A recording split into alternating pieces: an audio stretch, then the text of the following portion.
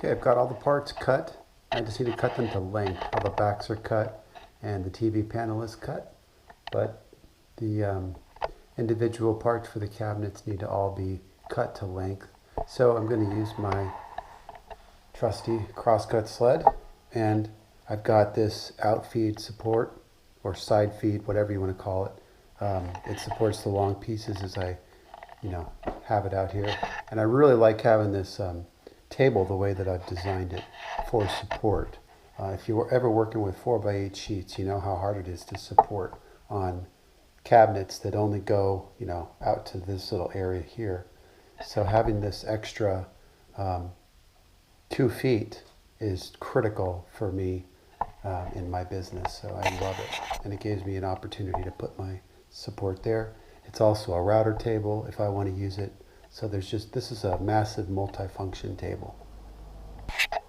So you'll notice the first thing I do when I start to cross cut is I cut the end off of every piece. So that's basically squaring up that piece and getting a fresh cut on it, and then moving it down to my stop or whatever, a designated place, and then making the cut.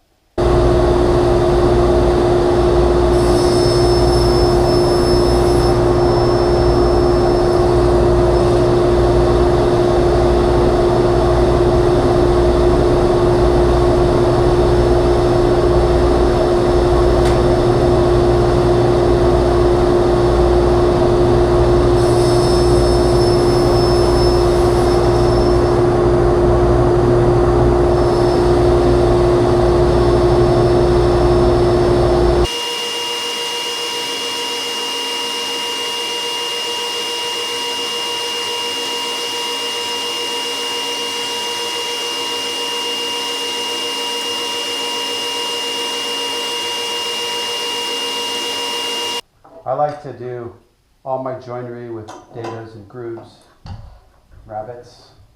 It goes outside, this side out. And just make sure that you're putting these blades in flat up against the flange and each other. And when you put them in, you want to make sure that the teeth are in between the gullets and not touching each other. See that tooth right there? See how it's in between the gullet? This is the gullet, right? The area in between the teeth. That's called the gullet. So you've got the teeth from the chippers are in the gullet of all the teeth. Now, all you have to do is get one set up in there, and they're all going to be the same, right? Because they're all evenly spaced, so everyone's going to have the same spacing. And on the every single tooth is offset a little bit in order to not be touching the teeth. Okay, now I know that I'm not going to be needing any shims or anything for this particular job, but if I did, I would have to put them in right before I put in the last the outside blade. So in between the last chipper and the outside blade is where I like to put them. I just use my handy dandy gauge here, and I'm going to do 1/4 inch. So I go to the 1/4 inch marking. Mark here that says top dead center. It's just a pencil line, and that is where the highest part of the blade is. That's where I like to keep my gauge right there in line with that top dead center mark. So now I can do is come down, and as soon as my blade is below my gauge, right at that top dead center mark, I'm going to go just spin it around a little bit and see if it touches it. If it doesn't touch it, I'm going to raise it up. Raise it up until it touches. There you go. I just need to make a test cut to make sure everything fits right. These guys here. So, and that's 6 inches up from the bottom. So I'm actually going to take my tape measure, and I'm going to come from the face of the rip fence to the top, the outside of that blade.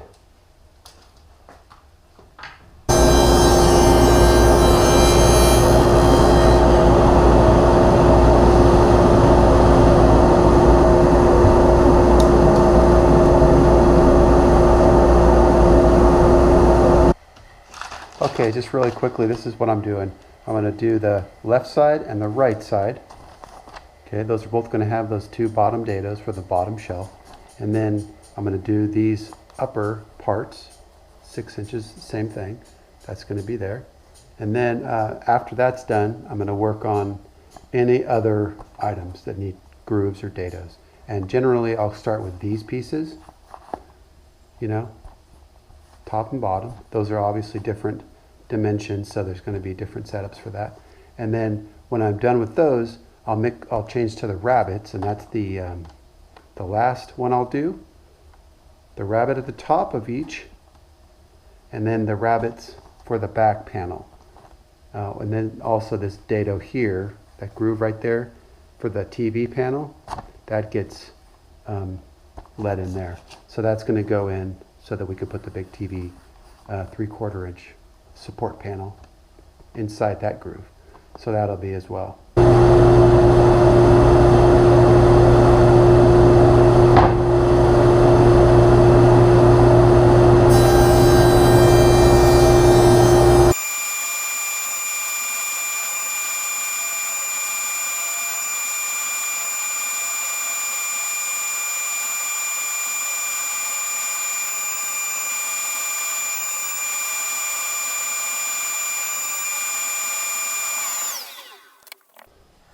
Okay, now I just want to figure out where I'm going to put the dividers here.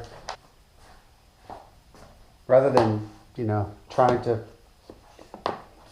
use a tape measure and all this stuff, the best thing is just to say, all right, this is 51 inches long. So 51 inch minus 1 3/4 inch on that side, 1 3/4 inch on this side. So that's 3 inch 1/2. That leaves 47.5.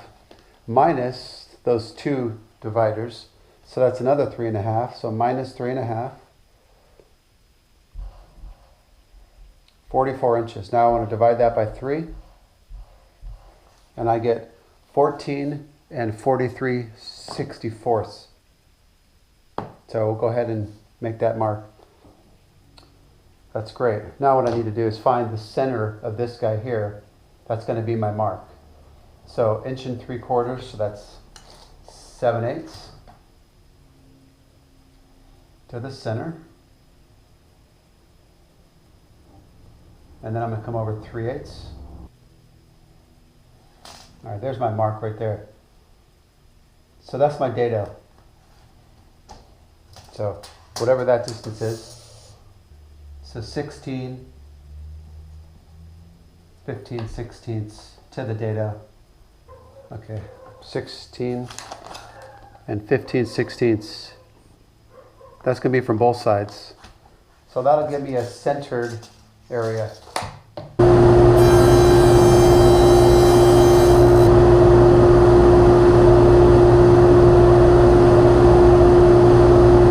Same thing goes with this bottom.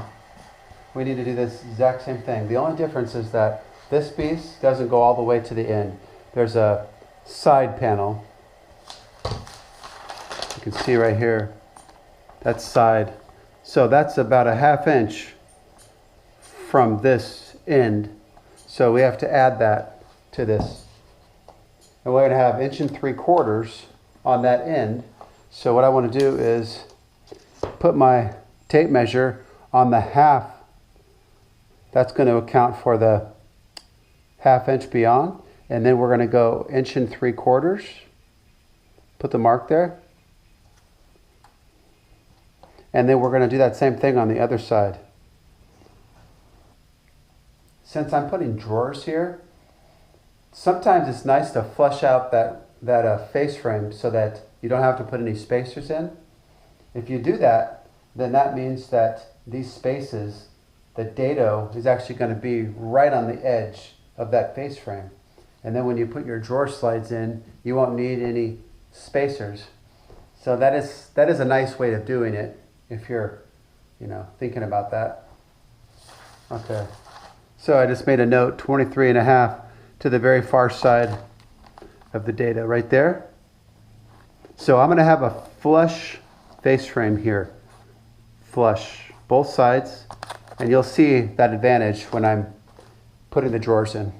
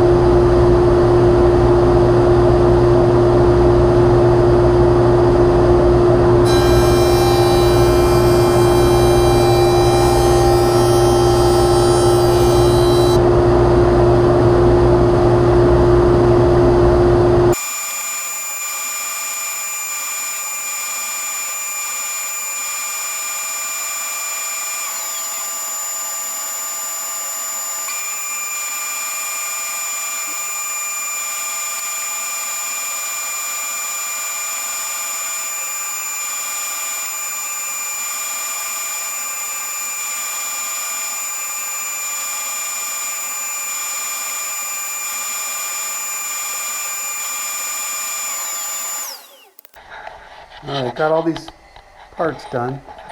As you can see, there's a deeper rabbet for the back panel. So that's a little deeper. I like to go 3/16 of an inch deeper than the 1/4 inch there to give me more support. Gives me a lot of gluing surface. You see how big that shoulder is for the glue. It's a 1/2 inch.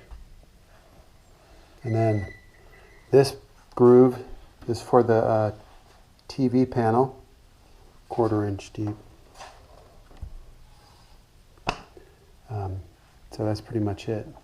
So that's the top and bottom of the side little flanking cabinets of the TV.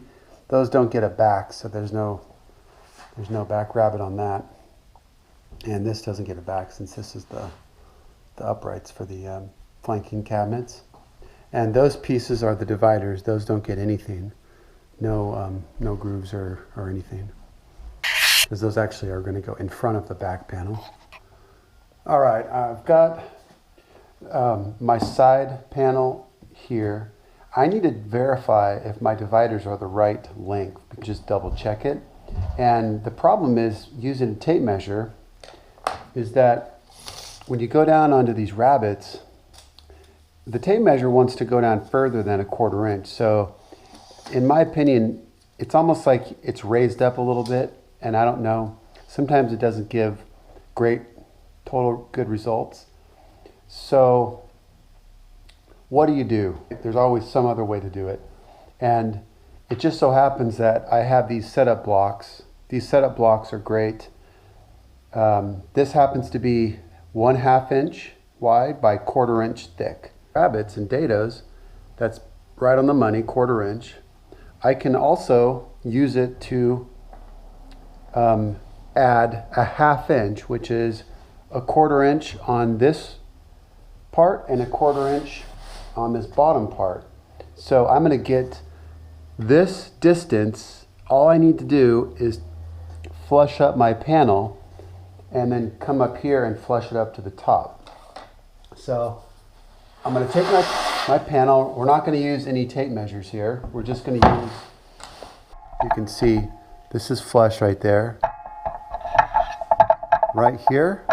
If that's flush, then you know you are perfect. But this is always a good first step as you're getting ready to assemble as well. So, all right, now I'm ready to start assembling this. I'm going to go ahead and set up and I'll be right back. All right, so just to give you a little visual, this is what I'm assembling right now. This is the lower cabinet. So side, top, bottom, center partitions. So those are the center partitions that we just measured to make sure that they were the right length. All right, this is going to be the top of the back, which means that I'm going to be able to put the back directly on, because that's the sharp, clean edge. We don't want that chipped or anything, so take extra care when you're assembling these things face down. Going to go ahead and spread some glue.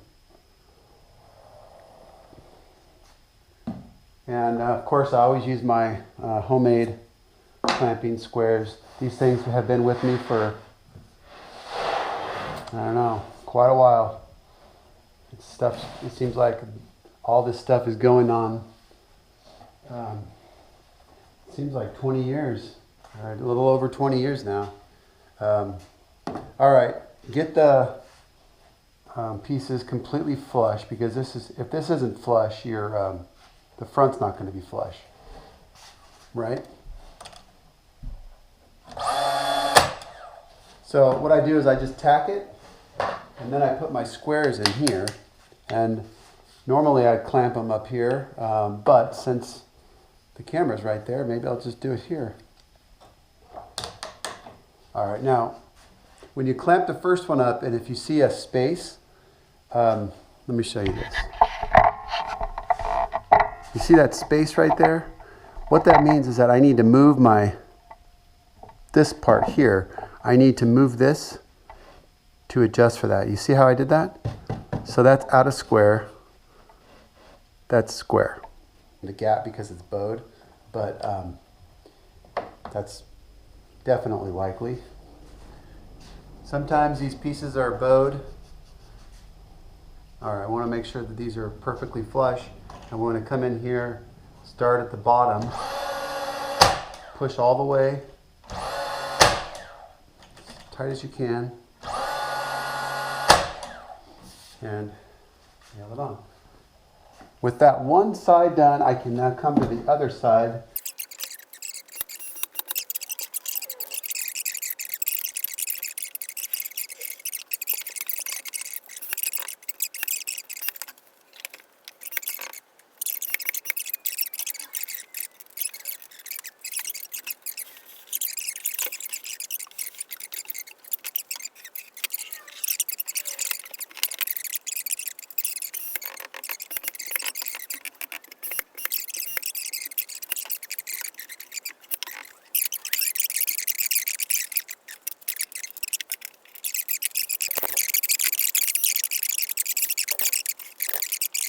Come down here. This is just one of those techniques that if you're working by yourself really helps. Let's do that with one more. Now, if you want to, I typically do this where I'll come in and I'll top nail this. And essentially what I'm doing is I'm cross nailing it so that it gets the top nice and tight as well. But this is optional. This just makes it a little stronger. Just got to make sure that you're not blowing out on the inside. So your angle has to be just right. Put the glue, start it in the corner, and I'll show you what I like to do in order to get this to not squeeze out. Put a pencil mark in the middle of those dividers so that you know where we need to nail. All right, now take your finger in the corner, and what you're going to do is you're going to take that bead away from the glue. Without that bead, you will not get glue squeezed out. Okay, so you can see what that glue looks like after I flatten it out, right? It was like looked like a little bead, and now it's flat. There's no lip on it. Put one in the corner here. Put one edge in the corner.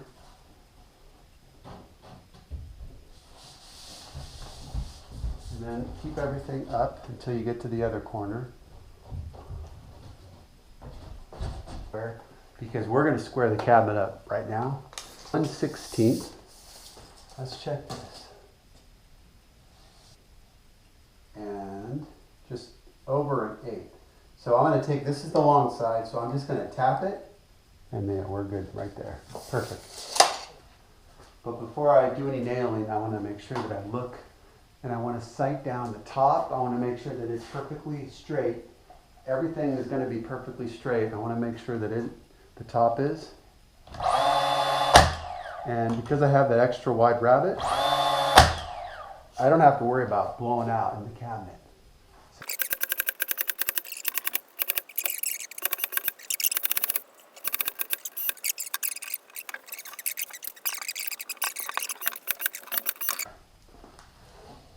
So one benefit of having this already on means that all I need to do is do the face frame and then start working on the drawers and the doors. The back's done, the cabinet's done. I used to do them, and I would do the backs after, because it makes a lot of sense when you're putting on face frames. A lot of times you have to clamp areas, like for instance this whole area. I would be able to clamp if I didn't put the back on. So that is true. And if this was a stain grade cabinet, that's the way I would do it, because I don't want to put any mechanical fasteners, any nails in stain grade cabinet jobs. But since this is paint grade, I don't mind using some nails in these areas. Although I'll use clamps for a lot of it, it's okay to put a few nails. And here's my thought on that. when I build a cabinet, a custom cabinet, there are so many aspects of the job that are going to require molding, being nailed on. Because when you install them, it's not like a piece of furniture, right, where it's going to the person's home and it's already done, it's finished, there's no installation, it just sits there. Well, this is going to be installed against their house, so you need to be able to apply moldings, and those are going to require nails. And that's one of the thoughts, right? So if you have a few nails here and there, it's really no big deal. But okay, let's take a look and see if there's any glue squeeze out. And I don't know. I mean, I'm not seeing any, but let's look. You'll notice how tight everything is. This is one nice thing about using dado joinery. I love it. Right? I mean, this is what they're flush. Everything's nice and flush. And again, making sure that the back rabbets were completely even. So those are really nice. Everything just seems nice and tight. Everything, right? This is like the first part of this whole process. I just love it. And when you love something and you're doing it for a living and you get to show people now, as far as YouTube goes, it's pretty cool, because for a long time it's just been my customers that have been able to appreciate what we do, what I do, and now I get to show, my viewers, which as of right now I don't have very many, but it is definitely improving, so pretty cool. Oh, there's my shop apprentice. Is that sandpaper? Yeah, that's sandpaper. We got a nice delivery for my belt sander. Oh, I love that belt sander. All right, so this looks really good. So with the back on it, another thing that's nice is that we don't have to worry about this sagging, because normally when you have the bottom and there's no back, it's going to sag if you set it like this. So you always have to set it on its top. But with the back on it, that is giving structure to the whole thing. So, I put tops on everything and I put backs on everything. So doesn't matter what type of cabinet it is, kitchen cabinets, bathroom, libraries, it doesn't matter. So let's take a look at see if there's any bend in that bottom. Can you see any? I don't see any, it's dead straight. That is phenomenal. And although I can't really see up there, that looks dead straight also. So that's really cool. So normally base cabinets are 35 inches with a 1 inch thick top or a 1 1/4 top. This is going to be 40 inches with a 1 1/4 top, right? So this is 39 or 38 3/4. So this is a little bit taller than normal. It's definitely a little bit bigger, but I'm going to do the same thing as far as, the way I build it. This guy, I'm going to put on one of my platforms to dry, slide it down, and then move it over to one of the platforms. And normally it's that platform that I use for the base cabinets because they're a little deeper. The upper cabinets to a lot of these, like this one, is going to be a little narrower, so that can go over there, or I can put it on top of the base. But normally I don't set them on top, just in case, we were to have an earthquake. I don't want, cabinets falling, so I'd rather have it be down lower. And plus, that's a lot of pressure to be putting on this. When I put a face frame on, I want to make sure that there's nothing on the top that could potentially cause it to even sag a 32nd. I just want it to be dead straight. And then once we put the face frame on it, then we can put all the weight we want on it. All right, cool. All right, so how do I take this off without killing myself and hurting the cabinet, right? So that's always a question people ask, like, how do I maneuver these things around? The first thing I'll tell you is to get a really good pair of gloves. These gloves are for grip. They're not for splinters, none of that stuff, they're for grip. And I use these gloves, man, these are my favorite. So use these, it helps a lot, but also just use your, when it comes to your body use leverage. So the leverage is going to be this cabinet. So I don't have to actually lift this thing. I just have to slide it down. And the way that I get it to the edge of the cabinet is, there's two ways to do it. Because this is a little bit taller, I'm going to drop it and I'm going to put it in my track. It's right there, my Craig track. And once it's in the track, I know it's not going to slide. So it's locked in. And with these gloves, it's reasonable. Now, let me take it to the side. And we'll drop it down. Okay, now I can do that. Once I have it down, this is the easy part. Bench, bring it down. If I left this right here to dry, I'm sure things would be nice and twisted because the floor of my shop is not flat at all. That's why I recommend building platforms, because the floors are so jacked up. And that's it. So I know this thing is flat, and there's no racking, there's no twisting. It's perfect. So we are ready to start on the next cabinet. Okay, so this is the cabinet that goes above the TV. This is it right here. We're going to be building that center cabinet. And then this was designed after a mantle that I had built for one of their friends, the customer's friend. So they wanted this to look like a mantle, kind of. So these areas are just going to be paneled, and these are going to be paneled. They're not going to be operating cabinets. So it's a little different, but this is actually like a center, the middle part of a mantle above the fireplace. This is very similar to that. I mean, it is a mantle, just there's no fireplace. It's just an unusual thing to do for a cabinet that's above, a base cabinet. It's definitely an unusual thing. But I think it's going to be really cool when it's all done.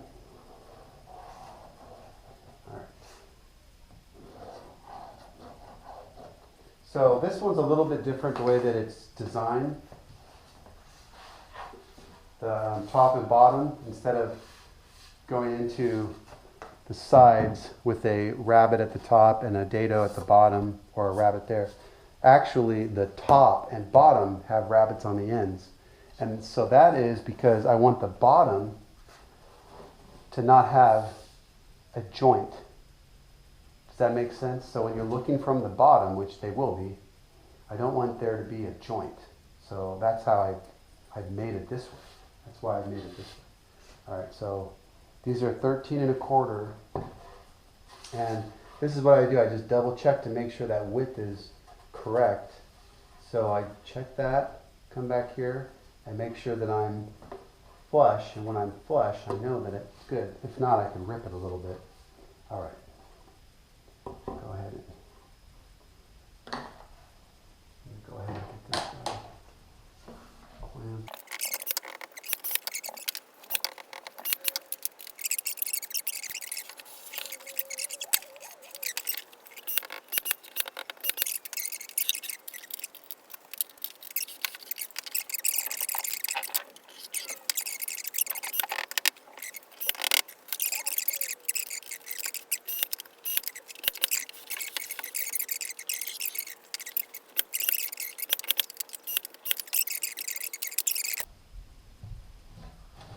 I just like to start in one corner and then work my way down.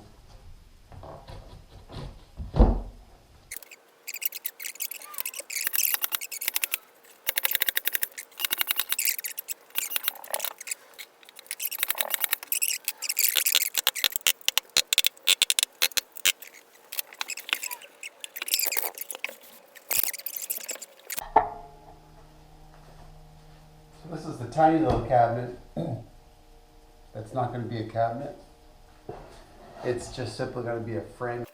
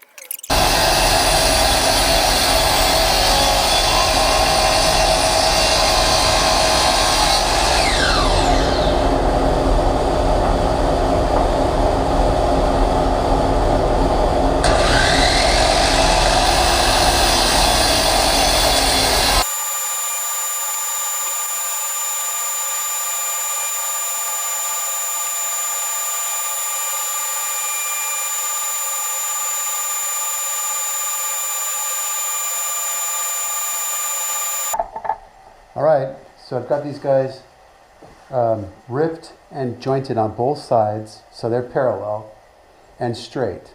So what I do to keep these boards from warping or twisting, hopefully they don't twist, but it's a lot more stable to do it this way.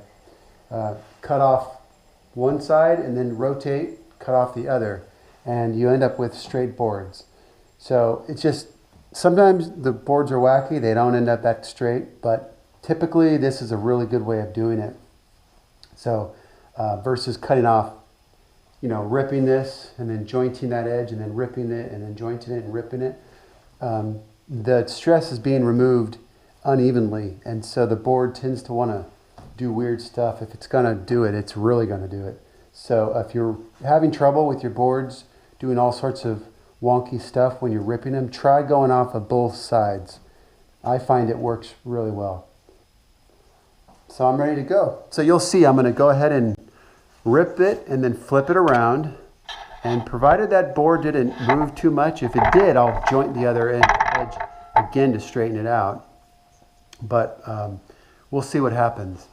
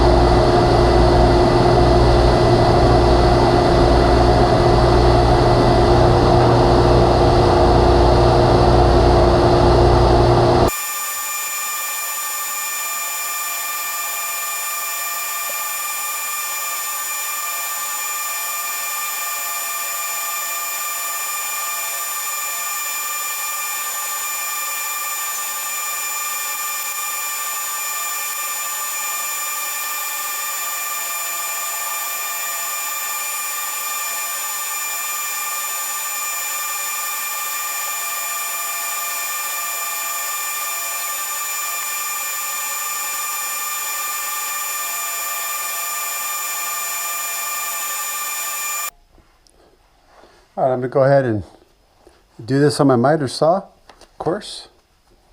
Use my stop block to get precision when I have multiple cuts to make of one size.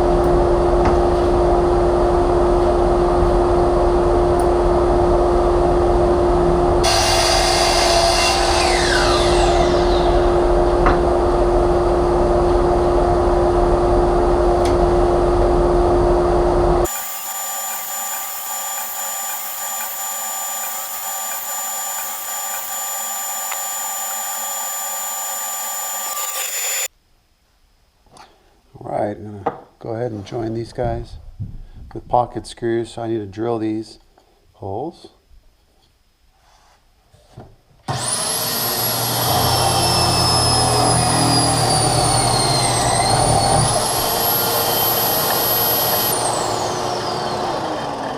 you go. There you go. Makes pretty good work of it. Alright, I need to do 2 of these guys. So I'm going to take the inside Make sure that's in. Make sure that's in. And I'm going to put them together. So as the top, and if I flip it over,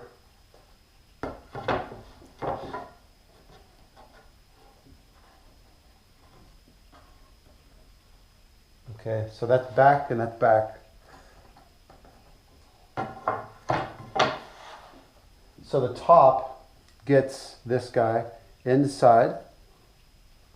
Now, the top rail is usually bigger if this were actually a mantle, but because this is up, going up to the ceiling, we have a room above the cabinet for the molding to come down. But here's the kicker. We want these guys to be as flush as can be in the backside. So I'm actually going to clamp that up rather than using the screws. This is right on the money, but I'm still going to clamp it up. So we're going to go ahead and clamp those guys up. They need to be really good so that when we put the panel back here, there's no gaps on the underside, if that makes sense. All right, I'm going to go ahead and do some layout to figure out where I need this stuff, and then we'll get back to it. The first thing I want to do is mark the height of this bottom rail, and that is 6 3/4. So I have this set up at 6 3/4, and I'm just putting a mark. Of course, the top is going to be flush with the top. So as far as that goes, this is ready to go right now.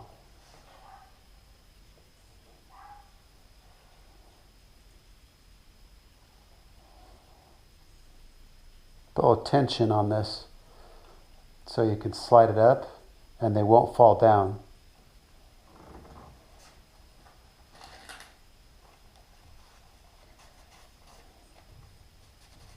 So that's flush. That's flush.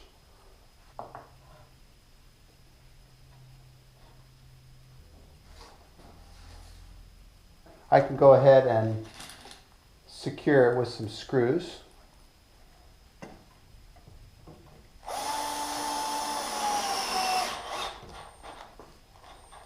I don't have to worry about these pieces sliding on me.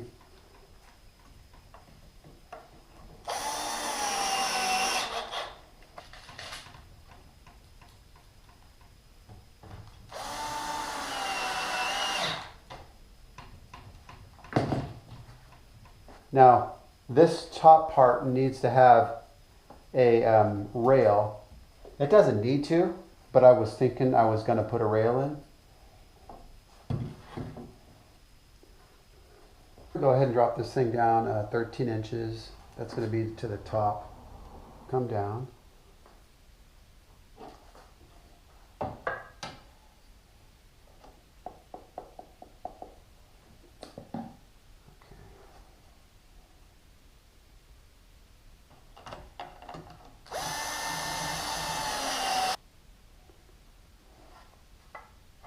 That's nice. Okay.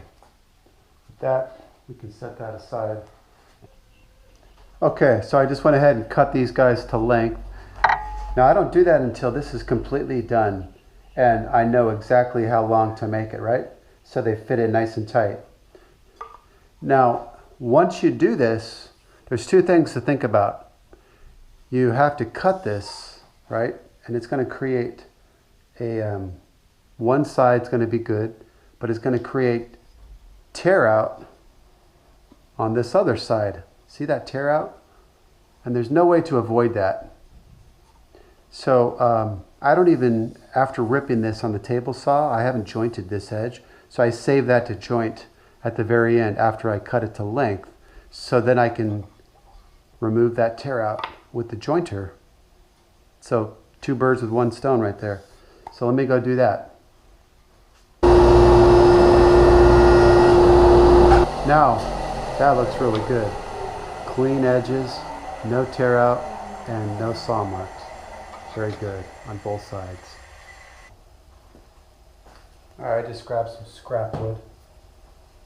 That's whatever I have. Use that as a spacer. Looks good.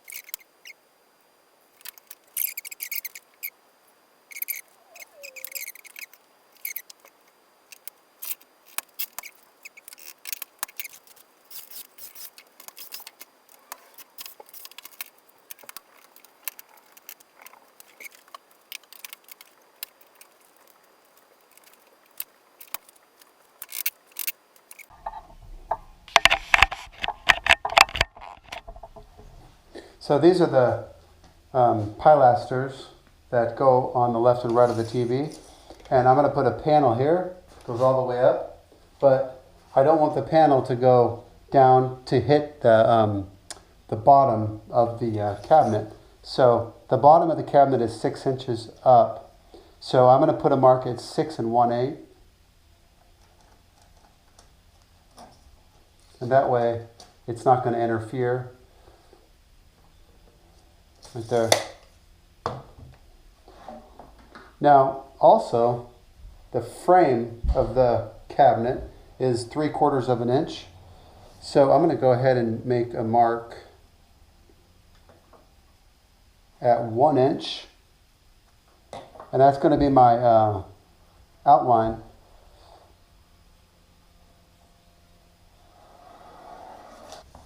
So I'm going to use 1/2 inch. And these are flush. So now maybe you're going to realize what I was adamant about these areas being flush. Okay, so I sanded the front. Now I need to ease the edge. This is really important because as soon as you put that panel on it, it's not going to be very good to ease the edge because you could get the panel. It's real easy to hit the panel after it's on there. So I'm going to go ahead and do that. But don't ease the backside. So normally we would, but not with this. You don't want to create a gap.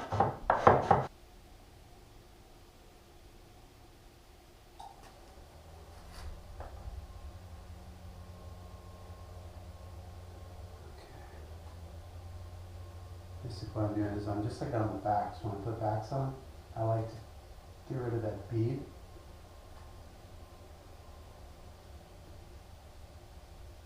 The bottom here, this is kind of like my mark area. I need to really be within that height-wise. Okay, so that looks good. So that's where I'm going to nail that guy. Okay, so that looks good. Let me get the nail gun.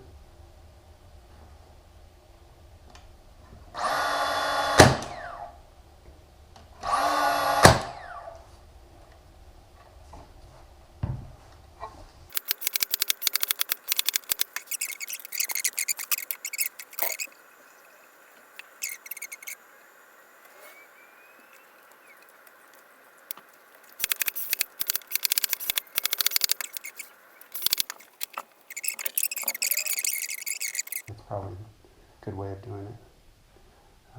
But again, 1/2 inch panel, 1/4 inch panel. 1/4 inch is going to deflect a little bit. It gives you more of a hollow sound, whereas the 1/2 inch or 3/4 doesn't do that.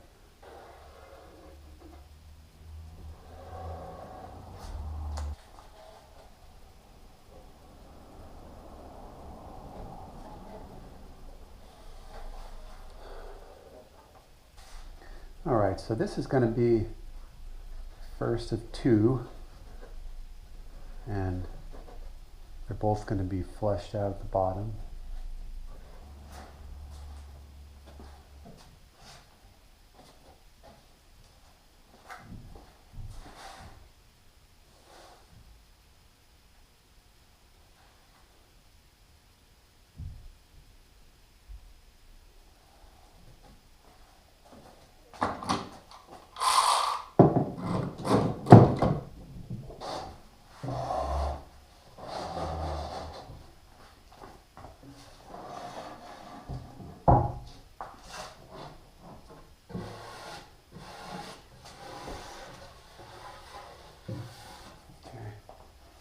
Check the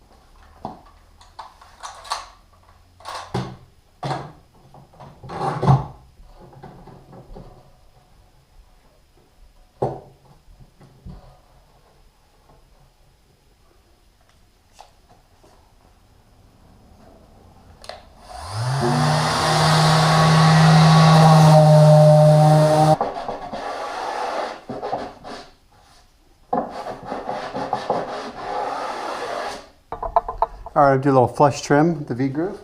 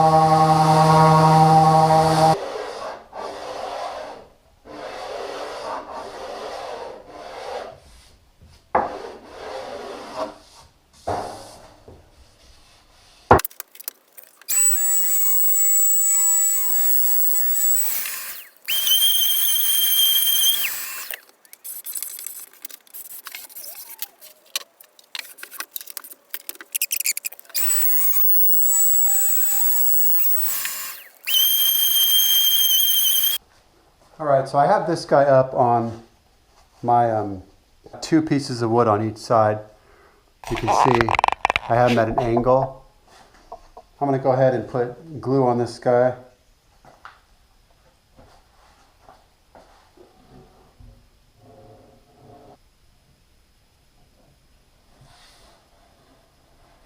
So those are even, and I'm going to pull it up.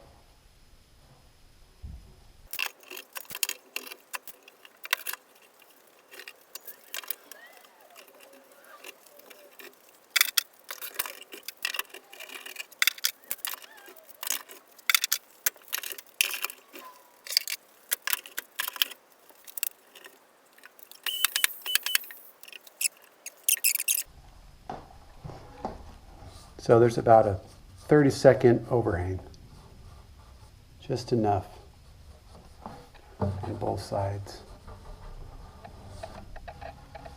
And so the slides will go right up into there, so we don't have to put any pieces of wood in there.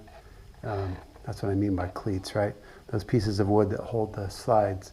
Normally, like if you look at this side, there's a recess. So normally you'd have to flush that out for drawer slides. But by doing it like this, it's flush, so you don't have to.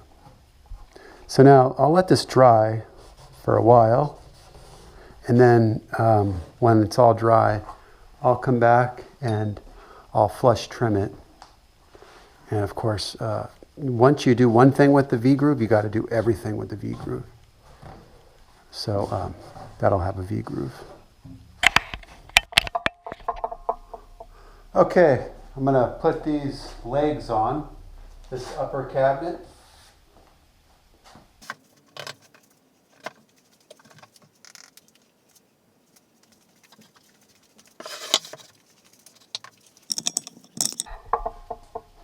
Okay, so you can see it's a little different, right? Everything looks good. I'm going to go ahead and I'm going to secure this cabinet to this with some screws. I'm going to go ahead and screw it just like I was at the job site. Okay, this is so weird. I have all my screws have been infiltrated by Phillips head screws. They must have accidentally given me all Phillips head screws. Well, that's a bummer. I can't stand Phillips head. Alright, so I want to make sure this is flush.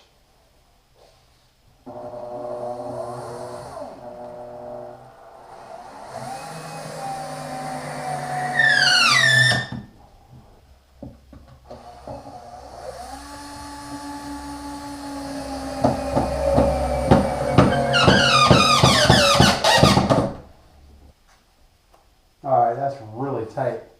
Beautiful.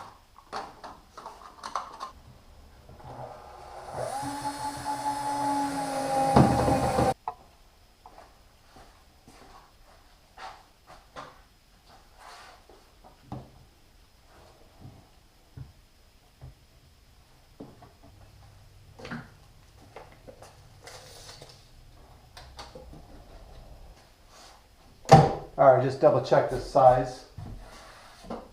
So I'm going to put some glue, just like I would normally do. TV panel. This is the good side, right? So this is going to be the bad side.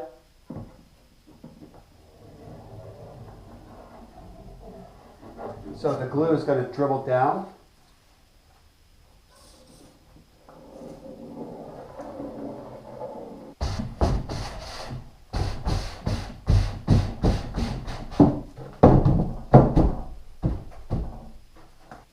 See if I can get a nail in there. Actually, I can get a nail in here.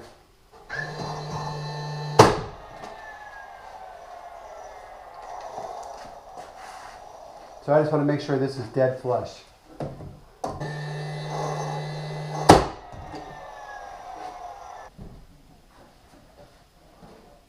So all these heavy cabinets, huh?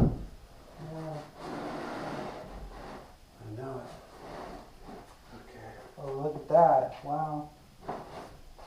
What'd you do? Oh, we got a little sawdust? Is that what that is? Alright, now I do is I just give it a little to let it settle down. That looks good. Perfect. Thank you, buddy. This looks great. Very cool. So, as it sits right there, very tight. Very tight. Let's look at that. I mean, just right. So good. And flush, which is pretty important. Everything is flush and tight. You can see that joint is, it's great. So now this panel has this groove that it sits in, so it's nice and tight. Very good. All the way around. And it's being glued, so that's nice.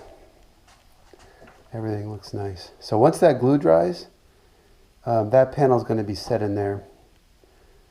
Now when I install it at the job site, I'm going to install against the house in this area only.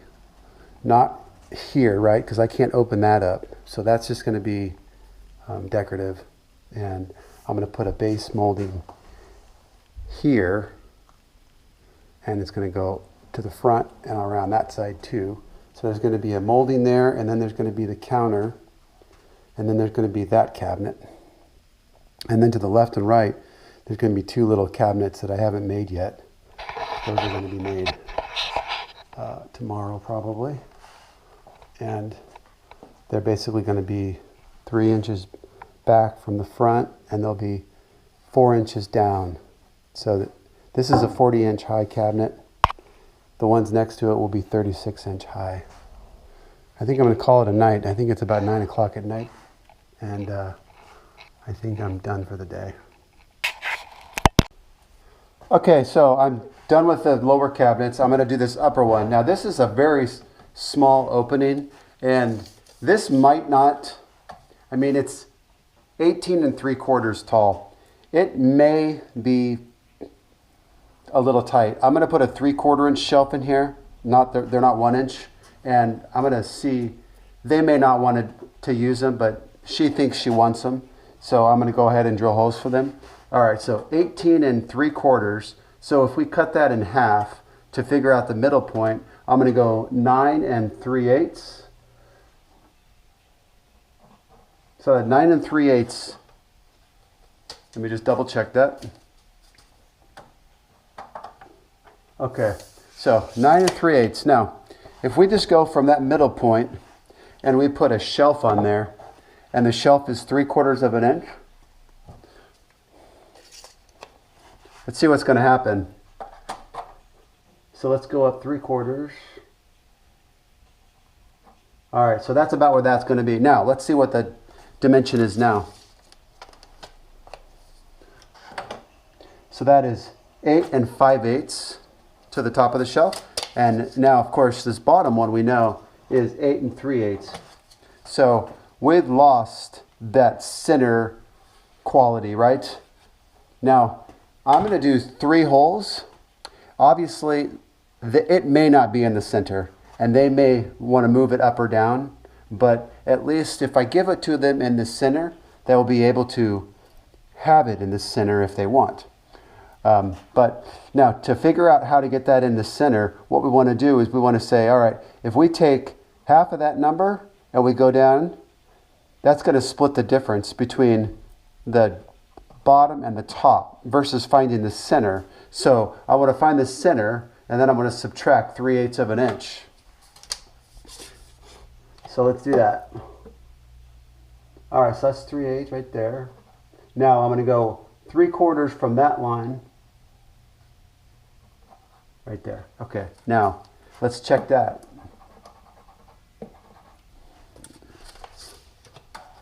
All right, so that is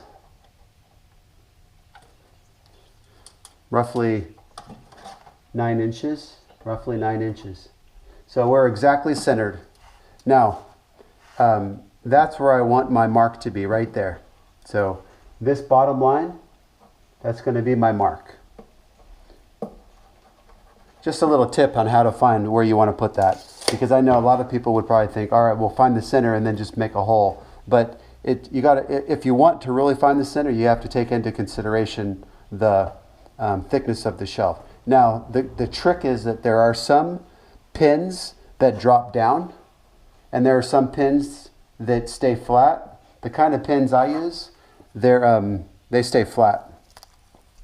So those are called spoon pins, and that's them right there. There's no bump or anything. Now, I'm not going to need this pin for this because there's so few. So actually, I'm just going to take it out. Tape's trash anyways. All right.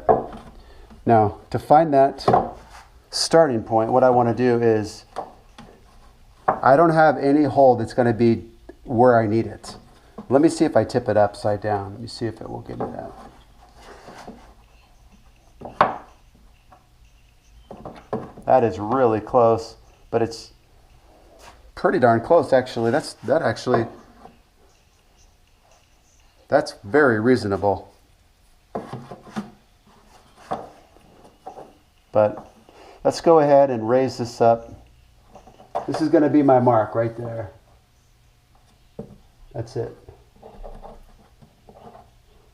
Those guys. So right here I'm going to put a line at the bottom. So that's how much my spacer is going to be. I'm not going to use this spacer anymore. Looks like it's about 3/4 of an inch. Okay. So 3/4 of an inch spacer, and that'll put me in that right position. And I want to put tape over the holes I'm not going to use. Perfect. Now, you don't have to cover all the holes. Just cover the one right by it. And I'm just going to drill right there.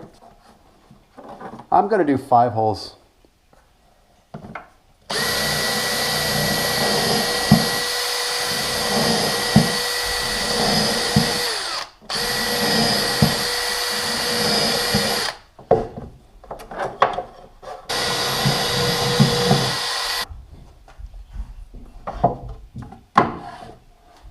Those look really good.